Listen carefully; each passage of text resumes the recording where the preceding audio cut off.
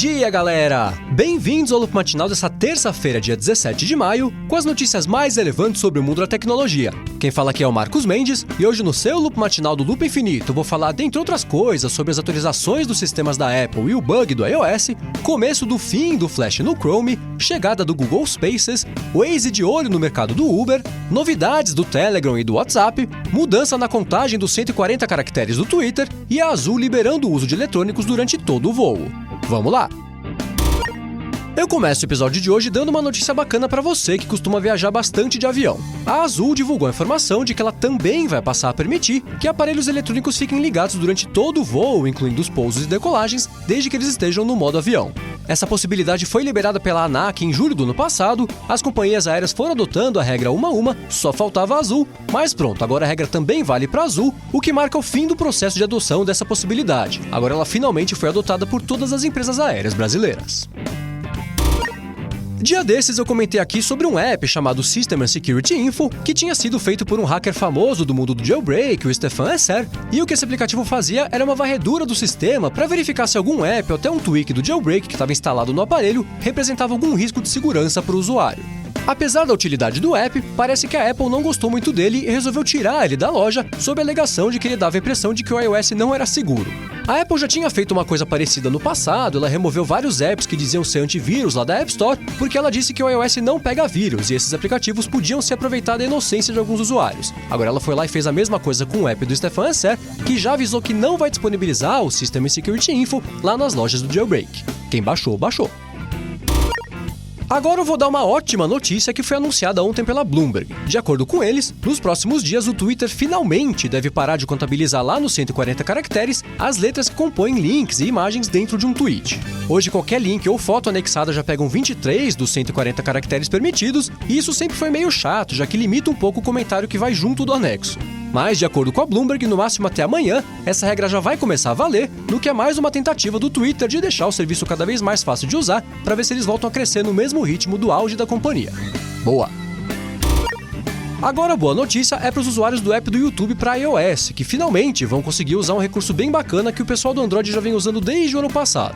Pintou lá na App Store uma atualização do app do YouTube que traz a compatibilidade de todos os vídeos com o Google Cardboard, que é aquele headset de realidade virtual de papelão da companhia. Isso vale tanto para vídeos feitos em 360 graus, e aí o usuário consegue ter aquela experiência imersiva bacana, quanto para vídeos normais. Nesse segundo caso, o vídeo é exibido de um jeito bacana ali que fica parecendo uma TV gigante na frente do espectador. Para acessar o recurso, é só começar a reproduzir qualquer vídeo, tocar ali no menu de mais opções, que é representado por 3 pontos um em cima do outro, e em seguida escolher a opção Cardboard. Bacana! Agora eu vou falar do WhatsApp, que liberou ontem para alguns usuários do Android, durante um intervalo curto de tempo, as tão aguardadas chamadas em vídeo.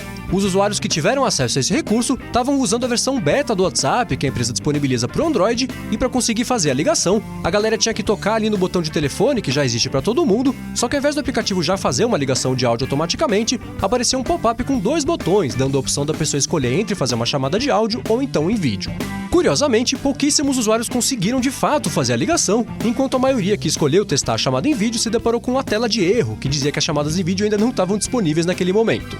Ainda não se sabe quando que o WhatsApp vai liberar esse recurso para todo mundo, mas levando em conta todas as informações que vêm aparecendo nos últimos dias, não deve faltar muito. Ainda sobre apps de troca de mensagens, o Telegram foi atualizado para iOS e para Android, e dentre todas as novidades bacanas que eles trouxeram, a mais legal ficou por conta da possibilidade de editar mensagens depois que elas foram enviadas.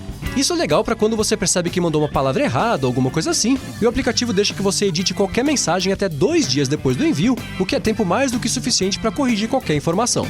Já uma coisa que eles ficaram devendo no iOS, que só tem para Android, foi a opção de desligar aquelas notificações pentelhas que aparecem toda vez que algum amigo seu entra no serviço. Vamos ver se da próxima vez isso também vem.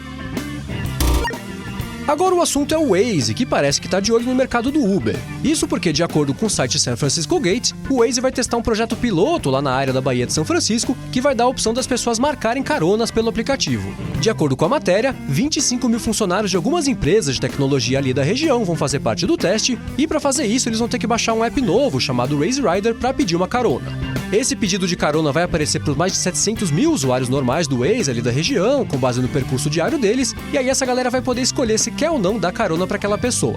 Se ela aceitar dar carona, o Waze vai sugerir um preço no fim do trajeto para que a pessoa que pegou a carona tenha que pagar para o motorista e, pelo menos nesse primeiro momento de teste, o Waze não vai cobrar nenhuma taxa ou porcentagem.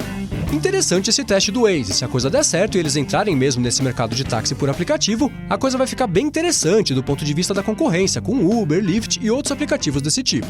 Vamos ver. Agora eu vou falar de um aplicativo que o Google lançou ontem para Android, iOS, computador e também numa plataforma web, que é um app chamado Spaces.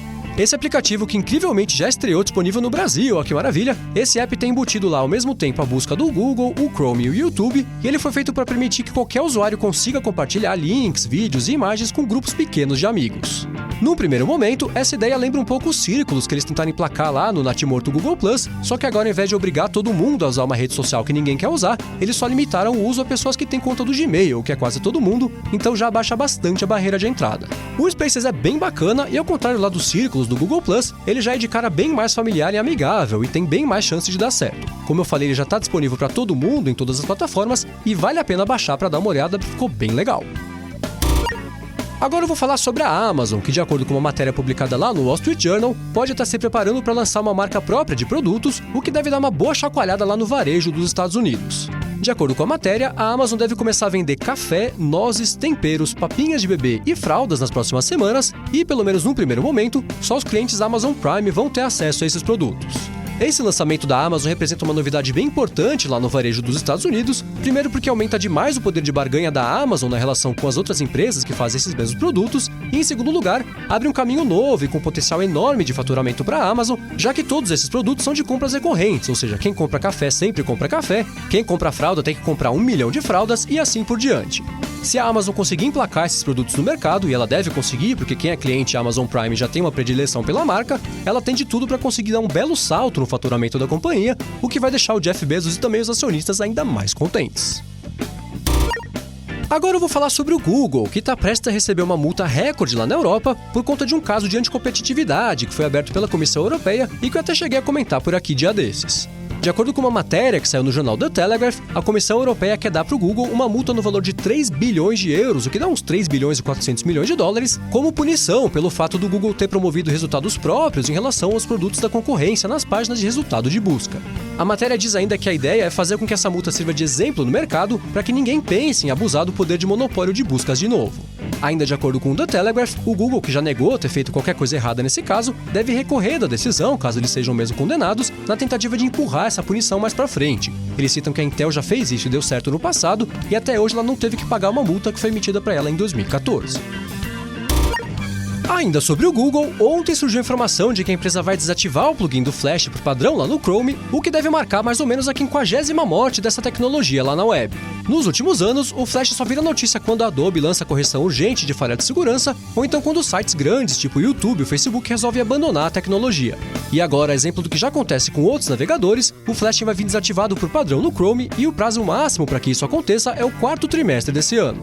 Uma coisa bacana que vai acontecer quando essa mudança entrar em vigor é que ela vai trazer um sistema de lista no formato top 10 de sites que ainda usam o Flash de forma responsável, e nos casos em que o site não tenha uma versão em HTML5, ou seja, os sites que só estejam disponíveis em Flash, o conteúdo vai aparecer desativado e o usuário vai poder escolher entre ativar o Flash ou então ir embora do site. E falando em coisas que já estão fazendo hora extra, ontem a Apple atualizou o iTunes com a intenção de deixar o programa mais claro e mais fácil de mexer, só que na verdade, verdadeira mesmo, eles só mexeram um pouco ali no menu principal, transformaram uma sequência de botões num menu drop-down e trouxeram de volta a barra lateral fixa de menus que eles tinham tirado depois do iTunes 11, justamente na tentativa de deixar o programa mais claro e mais fácil de mexer. Essa atualização também corrige um bug que ficou famoso na semana passada, depois que o iTunes deletou sem querer 120 GB de música da biblioteca de um usuário, e a Apple disse que apesar de eles não terem conseguido reproduzir esse problema lá internamente, eles lançaram essa versão com proteções extras para prevenir esse problema, seja lá o que isso significa. E por último, ontem junto do iTunes 12.4, a Apple liberou atualizações para todos os sistemas operacionais dela. Saiu o update do OS X, do WatchOS, da tvOS, do iOS, e o destaque ficou lá no iPhone e a volta da possibilidade do usuário ligar o Night Shift mesmo quando o modo de pouca energia está ativo. Além disso, o novo iOS também corrige um bug de Bluetooth que vinha afetando os donos de iPhone SE. Agora, junto da atualização, veio o problema. Mesmo depois de tantas versões públicas de teste do iOS, mais versões para desenvolvedores também, alguns donos do iPad Pro menor de 9.7 polegadas estão se deparando com um tal erro 56 durante a atualização. Esse erro mostra uma tela que manda o usuário conectar o iPad dele no iTunes, mas aí ele conecta e não acontece nada. O aparelho fica ali travado numa espécie de loop infinito. E como o número de pessoas afetadas parece ser significativo, é bem provável que a Apple libere uma nova versão do iOS 9.3.2 só para o iPad Pro menor, a exemplo do que ela tem feito recentemente com todas as atualizações que têm dado errado em algum aparelho específico. É isso aí, galera. O Loop Matinal do Loop Infinito vai ficando por aqui. Os links das notícias de hoje vocês encontram aqui na descrição do episódio e também lá no youtube.com/loopmatinal e no soundcloud.com/loopmatinal. Se você quiser falar comigo no Twitter, procura por MV Sementes que eu tô sempre por lá. Obrigado a todos pela audiência, não deixe de se inscrever lá no canal do Loop Infinito no YouTube e eu volto amanhã de manhã. Falou!